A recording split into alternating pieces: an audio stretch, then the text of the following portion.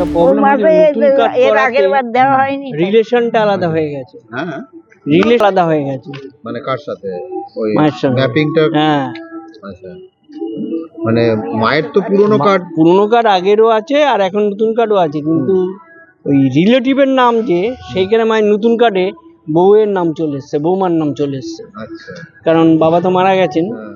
মায়ের কার্ডটা নতুন করেছি, আবার ঠিকঠাক করেছি, তখন বৌমার নাম চলে এখন এসছে। ওনার 2002 নামটা নেই, হুম, তাহলে ওনার থাকলে তো কারো রিলেটিভ কোনো ম্যাটার করবে না, উনি তো নিজের নাম দিয়েই চলে আসবে। কিন্তু এখানে ভোটে নতুন কার্ডে তো ভোটার নাম কার্ডের নাম্বারটাই পাল্টে গেছে। আচ্ছা, মানে আপনি কি শিফট করিয়েছেন অন্য জায়গায়?